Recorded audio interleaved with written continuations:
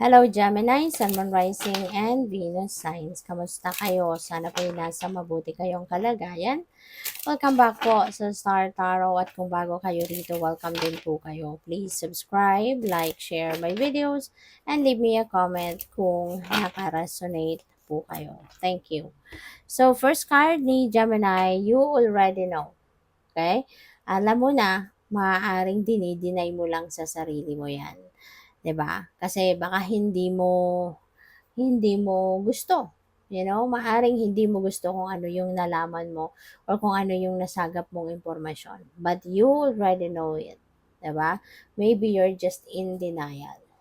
So what else? We have maybe. Okay? So siguro, sinasabi mo din sa sarili mo sa ngayon, kung merong ganong sitwasyon kayo sa ngayon, ano, so sinasabi ng card dito sa'yo na you already know and then siguro sumagot ka sa sarili mo sa loob mo na, maybe, 'di ba? Maybe, oo nga, maybe in denial nga ako. Maybe hindi ko lang gusto kung ano yung alam ko or kung ano nalaman ko. Kaya parang so-so, 'di ba, ang reaction ninyo. So what else? Trust your intuition. Okay? Sa kahit anumang sitwasyon, ito yung kailangan or dapat nating gawin. 'Di ba? Pagtiwalaan natin kung anong sinasabi sa atin ng ating intuition. Pakinggan natin kung anong sinasabi sa atin ng intuition natin because it is divine guidance. The universe will always send us or will always give us guidance through our intuition. Kaya yun ang lagi nating pakinggan, yun ang mas dapat nating pagtiwalaan rather than kung ano man ang mga naririnig natin from other people. Okay? So, mas makinig tayo sa intuition natin.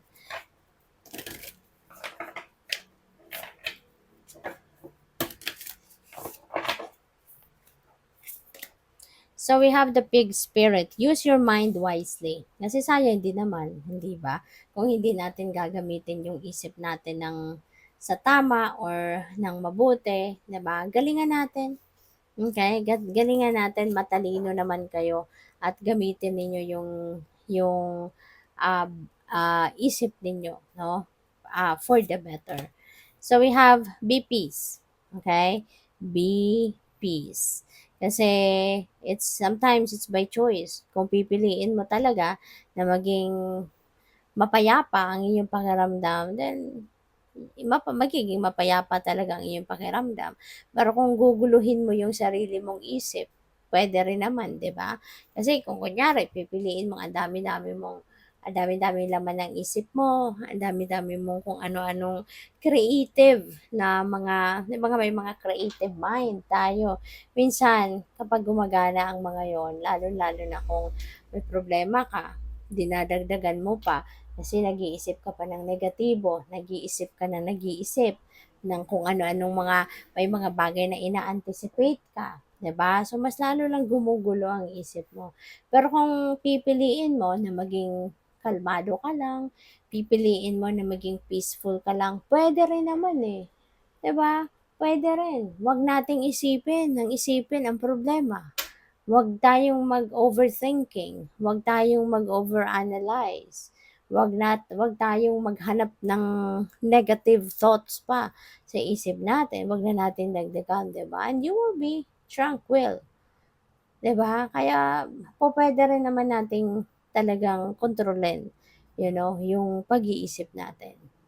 So if you want to be peaceful, if you want to be tranquil, then decision mo na yun, 'di ba? Kaya ito sabi sa'yo, be peace.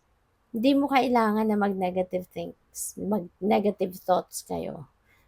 At saka isa pa, 'wag na ninyong i-entertainin, 'di ba, yung mga negative thoughts because it's not going to help you prosper. It's not going to help you to be happy. Hindi ka rin naman magiging masaya, 'di ba, kung ang iisipin mo negatibo. Kasi mas lalo ka tuloy mamomroblema niyan kasi kung negative ang iniisip mo, mas mag-a-attract ka ng mas marami pang negatibong bagay or sitwasyon sa buhay, 'di ba? Kaya let's just focus on what is good, what is positive, mag-project tayo ng positive mindset as much as possible so that you will be peaceful. So we have butterfly spirit, transformation is beautiful. 'Di ba? Totoo talaga, no, na yung pagbabago laging maganda. Kasi hindi naman natin babaguhin ang sarili natin or hindi natin babaguhin ang ibang bagay sa buhay natin para maging masama, 'di ba? 'Di ba pag nagbabago tayo, when we are creating change in our lives, ang ginagawa natin para mas maging mabuti, mas maging maganda, para mas maging masaya tayo, 'di ba? Moving forward, lagi ang atake natin, hindi ba? Kaya binabago natin ang mga ilang bagay-bagay sa buhay natin. Kaya transformation is always beautiful. So, maaari na mayroong mga pagbabagong dadating, may mga pagbabagong magaganap sa buhay ninyo. Kaya, this is a reminder para sa iyo. You know, straightforward, change is beautiful. Transformation is beautiful. Yun lang. So, tingnan natin kung ano pa ang ganap.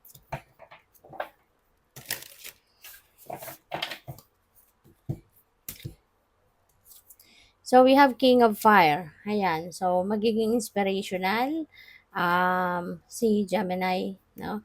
You will be inspirational, you will be innovative sa ngayon, so which is really good. Kasi parang kayo din, maano din kayo eh, tawag dito, ma, inspirational kayo. Maraming tao ngayon ang naglo-look up sa'yo. There's so many people looking up to you kasi they are admiring you.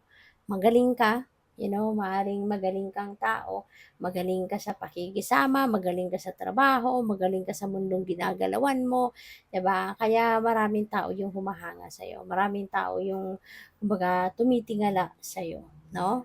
So marami ang taong naa-attract sa iyo at nai-inspire. So what else? We have transformation. Ayan. So transformation is beautiful. Sabi dito, transformation din. So this is a game changing na pangyayari. Okay? Meron ditong magaganap sa buhay mo that is going to change the course of your life. So, major change ito na mangyayari. Kaso, hindi ito yung pagbabagong gusto mo. Hindi ito yung pagbabagong inisip mo or gagawin mo. Hindi mo ito initiative, no, na pagbabagong ito. But this is the universe going to do this change para sa iyo. No? Pero ganun pa man, may surpresang, 'di ba? It will be a surprising thing para sa iyo. Masusurpresa ka o pwedeng ma-overwhelm ka, mawindang ka sa pagbabagong ito. Pero you know what? Just hang in there. Okay? Embrace it. Wag mo nang questionin, wag mo nang kontrahin. Just embrace what is going to happen kasi dadalhin ka ng event na to sa kung saan ka dapat mapunta at this time. Okay? Divine timing has come na i-align ka na ng universe sa kung saan ang destiny mo. I-align ka ng universe sa kung saan ka magiging masaya, contented, fulfilled. Kaya nga, pagdating mo doon sa sitwasyon na yon, kung ano man yon, baka masabi mo na, thank you God, 'di ba? Sana ako nang gumawa nito noon pa. Kasi nga, you will be very, very happy. Dito ka magiging contented and fulfilled, no? Kaya walang kumbaga iba yung saya, no? Ang mararamdaman mo rito. Kaya kung ano man ang discomfort na maaring maramdaman mo when this happens, just hang in there, kapit lang, no? Kapit lang, laban lang. At i-embrace mo lang kung ano. Just surrender it to God. Just surrender everything. Kung ano man ang discomfort or takot or kaba na mararamdaman mo, just pray. Okay? Magdasal ka lang at ialay mo ng lahat kay God. Okay? So, yun. So, tignan natin kung ano pa. We have Queen of Water. Ayan. So, gamitin mo, no? Yung inyong 'di ba may sabi dito sa iyo na trust your intuition. You know why? Kasi maaari, no, na yung intuitive abilities mo, yung psychic abilities mo will also be on point at this time. Kaya might as well, 'di ba? Pakinggan mo at sundin mo kung ano yung binubulong ng intuition mo. Kasi you are divinely guided. You are always divinely guided. Maaari lang na minsan hindi mo pinapakinggan kung ano yung gabay niya sa'yo, kung ano yung binubulong niya sa iyong intuition. Diba? Maaring hindi mo pinapansin, hindi mo pinapakinggan. But this is a reminder para sa iyo. No? Na trust your intuition, listen to it, and follow that. Alright?